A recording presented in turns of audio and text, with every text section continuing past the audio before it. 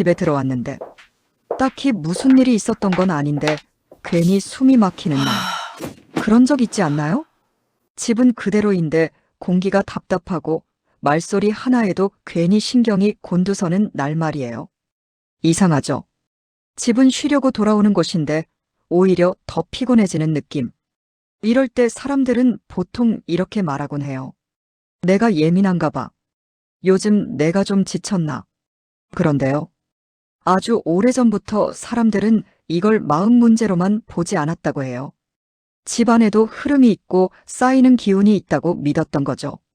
그래서 어떤 사람들은 아무 말 없이 작은 그릇 하나를 꺼냈습니다. 그리고 그 안에 소금을 담아 조용히 놓아두었어요. 요리를 하려는 것도 아니고 누군가에게 보여주려는 것도 아닌데 그냥 그 자리에 두었습니다. 왜 하필 소금이었을까요? 왜 그냥 봉지가 아니라 굳이 도자기 그릇이었을까요? 재미있는 건 이걸 해본 사람들이 하나같이 비슷한 말을 했다는 점이에요. 집안이 좀 가벼워진 것 같다. 괜히 마음이 덜 뒤숭숭하다. 정확한 이유를 설명하지는 못해도 느낌만큼은 분명했다는 거죠. 오늘은 이 조용한 습관에 대한 이야기를 천천히 꺼내보려 합니다. 구독과 좋아요는 제작에 큰 힘이 됩니다. 소금은 참 묘한 물건이에요. 매일 쓰이는데 정작 깊이 생각해보지는 않죠. 반찬을 만들기 위해 사용하고 국에 들어가기도 하고 김치 담글 때 빠지지 않는 재료인데 그 이상으로는 잘 떠올리지 않습니다. 그런데 예전 사람들은 소금을 조금 다르게 봤다고 해요.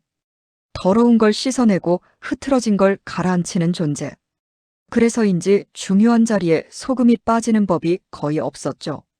사람이 많이 드나드는 집, 말이 작고 마음이 쉽게 상하는 집에는 소금을 두는 일이 자연스러웠다고 합니다. 왜 그랬을까요?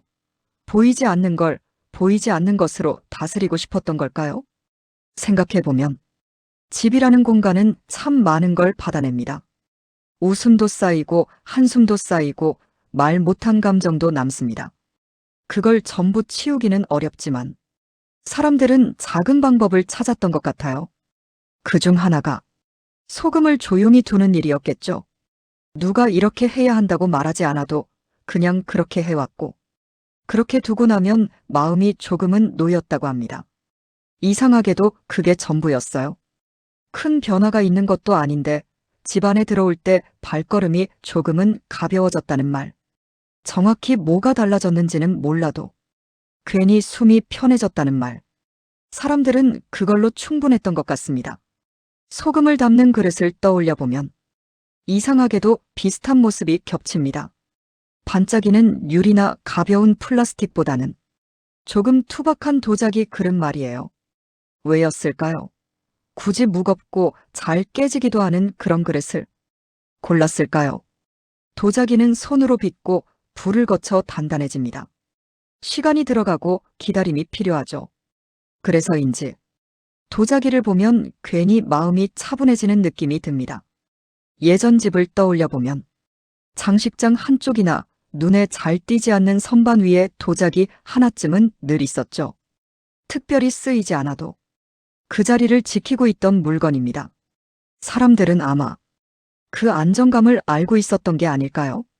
가볍게 두고 가볍게 치우는 물건이 아니라 한번 놓으면 쉽게 움직이지 않는 존재.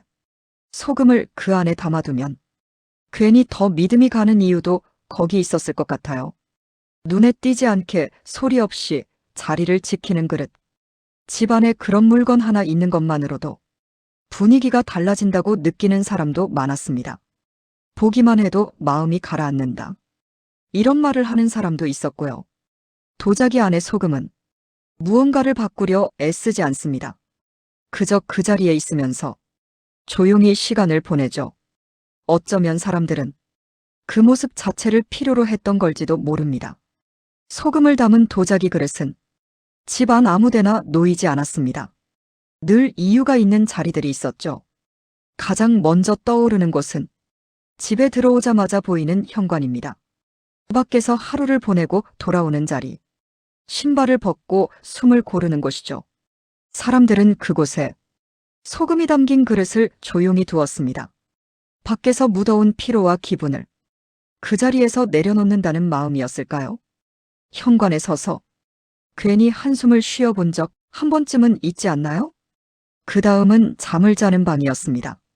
하루 중 가장 오래 머무는 곳. 눈을 감고 몸을 눕히는 자리죠. 이 방만큼은 편안해야 한다고 생각했을 겁니다. 그래서인지 침대 옆이나 방 한쪽 구석에 눈에 띄지 않게 두곤 했습니다. 잠자리가 좀 편해졌다. 이런 말이 나오는 것도 그 무렵부터였다고 하죠. 부엌에 두는 사람도 있었습니다.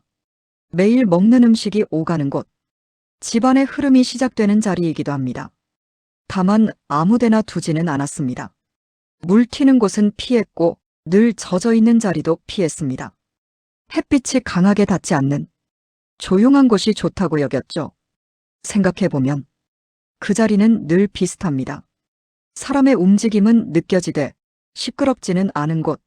소금은 사람 눈에 띄지 않게 있으면서 그 자리를 지키는 존재였던 셈입니다. 소금은 한 번 놓고 끝나는 물건이 아니었습니다.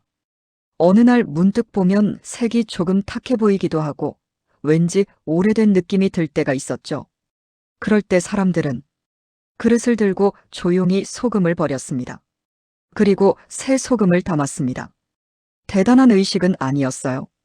말도 없고 음악도 없고 그저 손을 움직이는 시간뿐이었습니다. 이상하게도 그날은 집을 한 번 더 둘러보게 됩니다. 먼지 쌓인 구석이 보이고 정리 안 된 물건도 눈에 들어옵니다. 이건 좀 치워야겠네. 이건 너무 오래 놔뒀구나. 소금을 바꾸는 일은 집을 다시 보는 계기가 되곤 했습니다. 정해진 날짜가 있었던 것도 아닙니다. 달력을 보고 챙기는 일도 아니었죠. 그냥 어느 날 지금이 그때 같다는 느낌이 들면 했습니다. 왜 굳이 바꿨을까요? 소금이 정말로 무언가를 다 흡수했기 때문일까요? 아니면 사람 마음이 먼저 변하고 싶었기 때문일까요? 아마 둘 다였을 겁니다. 새 소금을 담아두면 괜히 집안이 정리된 것 같고 마음도 한 칸 비워진 느낌이 들었습니다. 바꾸는 건 소금뿐인데 달라지는 건 집의 분위기와 사람의 표정이었죠. 작은 행동 하나가 하루의 흐름을 바꾸는 순간 사람들은 그런 경험을 소금을 통해 자주 했던 것 같습니다. 사람들이 소금을 두는 이유는 늘 무언가를 막기 위해서만은 아니었습니다. 이상하게 들릴지 모르지만 어떤 사람들은 소금이 좋은 걸 불러온다고도 느꼈습니다. 나쁜 걸 쫓아내고 끝나는 게 아니라 그 자리에 조금 더 편안한 기운이 들어오길 바랐던 거죠. 새해가 시작될 때, 중요한 날을 앞두고 있을 때, 괜히 마음이 뒤숭숭한 날에도 사람들은 집안을 한번 정리했습니다. 그 과정에서 소금이 담긴 그릇은 말없이 자리를 지켰습니다. 이게 정말 무언가를 바꾸는 걸까요? 솔직히 딱 잘라 말하기는 어렵습니다. 하지만 한 가지는 분명했습니다. 집을 돌아보는 시간이 생긴다는 것, 잠시 멈춰서서 지금 내 마음 상태를 살펴보게 된다는 것, 소금을 두는 행동은 그 자체로 정리해볼까 하는 신호였던 것 같아요. 바쁘게 흘러가던 하루 속에서 잠깐 멈추는 이유가 되어주고 괜히 마음을 한 번 더 가다듬게 만들죠. 그래서 어떤 사람들은 이걸 믿음이라기보다 습관에 가깝다고 말합니다. 좋은 일이 생기길 바라서라기보다 지금보다 조금 나은 상태로 하루를 맞이하고 싶어서 말이에요. 그 마음이 쌓이면 집 안 분위기도 달라지고 사람의 표정도 달라집니다.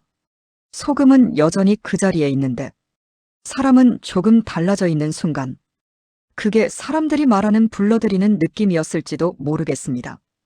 오늘 이야기의 끝에는 정답도 결론도 없습니다. 다만 이런 질문 하나만 조용히 남겨봅니다. 요즘 당신의 집은 어떤 분위기인가요? 그리고 그 분위기를 조금 바꿔보고 싶다는 생각은 들어본 적이 있나요? 소금은 여전히 그 자리에 있습니다. 아무 말 없이 오늘도 그대로요.